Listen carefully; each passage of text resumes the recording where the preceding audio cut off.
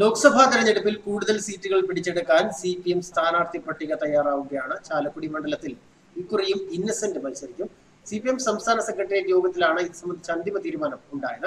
താൻ നടത്തിയ വികസന പ്രവർത്തനത്തിൽ പൂർണ്ണ തൃപ്തിയുണ്ടെന്നും ഇനിയൊരു അംഗത്തിന് തയ്യാറല്ല എന്നും ഇന്നസെന്റ് നേരത്തെ പറഞ്ഞിരുന്നതാണ്. പാർട്ടിയിൽ മത്സരിക്കാൻ അർഹതയുള്ള ഒരുപാട് പേരുണ്ട്. പുതിയ തലമുറയ്ക്ക് വേണ്ടി വഴിമാറി കൊടുക്കുന്നതാണ് ശരിയായ രീതിയെന്നും അദ്ദേഹം നേരത്തെ പറഞ്ഞിരുന്നു. എന്നാൽ പിന്നീട് ഇന്നസെന്റ് ഇത് തിരുത്തിയിരുന്നു. പിന്മാറിയാൽ CPM-ന് തിരിച്ചടി ഉണ്ടാകുമെന്ന് മനസ്സിലാക്കിയാണ് പുതിയ ഒരു തീരുമാനം എന്നാണ് വിലയിരുത്തൽ. ആലപ്പുഴ മണ്ഡലത്തിൽ ഇടതുമുന്നണി സ്ഥാനാർത്ഥിയായി MM ആരിഫ് മത്സരിക്കും.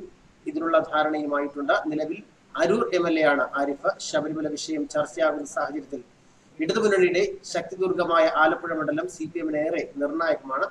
ലോക്സഭാ തെരഞ്ഞെടുപ്പിൽ P. കരുണാകരൻ ഒഴികെയുള്ള എല്ലാ സിറ്റിംഗ് MP-മാരെയും മത്സരരംഗത്തിറക്കാൻ CPM സംസ്ഥാന സെക്രട്ടേറിയറ്റ് തീരുമാനിച്ചിട്ടുണ്ട്. എറണാകുളം P. രാജീവിനും കൊല്ലത്ത് KN ഗോപാലകൃഷ്ണനുമാണ് മുൻതൂക്കമുള്ളത്. നാളെ CPM-ന്റെ 16 ലോക്സഭാ മണ്ഡലം കമ്മിറ്റികൾ വിളിച്ചു ചേർത്ത് സെക്രട്ടേറിയറ്റ് നിർദ്ദേശങ്ങൾ ചർച്ച ചെയ്യും.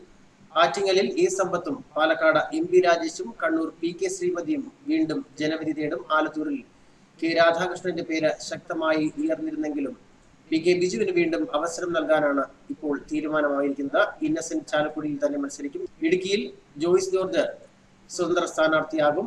സംസ്ഥാന സെക്രട്ടറി അംഗങ്ങളായ P. രാജീവിന്റെയും KN ഗോപാലിനെയും യഥാക്രമം എറണാകുളത്തും കൊല്ലത്തും പരിഗണിക്കും.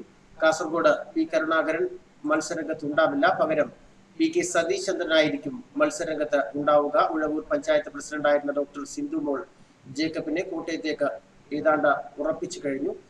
MLA-മാരായ E. പ്രദീപ് കുമാർ കോഴിക്കോടും AM ആരിഫ് ആലപ്പുഴയിലും രാജു അബ്രഹാം പത്തനംതിട്ടയിലും മത്സരിച്ചേക്കും. മലപ്പുറത്ത് SFI അഖിലേന്ത്യാ പ്രസിഡന്റ് PV സാനുവിനെയാണ് പരിഗണിക്കുന്നത്. വടകരയിൽ P. സീതാദേവിയെയും മുഹമ്മദ് റിയാസിന്റെയും പേരുകളാണ് പട്ടികയിൽ ഉയർന്നു കേൾക്കുന്നത്. പൊന്നാനിയിലേക്ക് MES പ്രസിഡന്റ് ഫസൽ ഗഫൂറിനെ പൊതുസ്വതന്ത്രനായി നിർത്തുന്ന കാര്യവും സംസ്ഥാന സെക്രട്ടേറിയറ്റിന്റെ ആലോചനയിലുണ്ട്. പാർലമെന്ററി മണ്ഡലം കമ്മിറ്റിക്ക് ശേഷം വ്യാഴാഴ്ച രാവിലെ സംസ്ഥാന സമിതിക്ക് മുൻപ് വീണ്ടും സെക്രട്ടേറിയറ്റ് ചേരും. തുടർന്നായിരിക്കും പട്ടികയുടെ അന്തിമ രൂപം ഉണ്ടാവുക.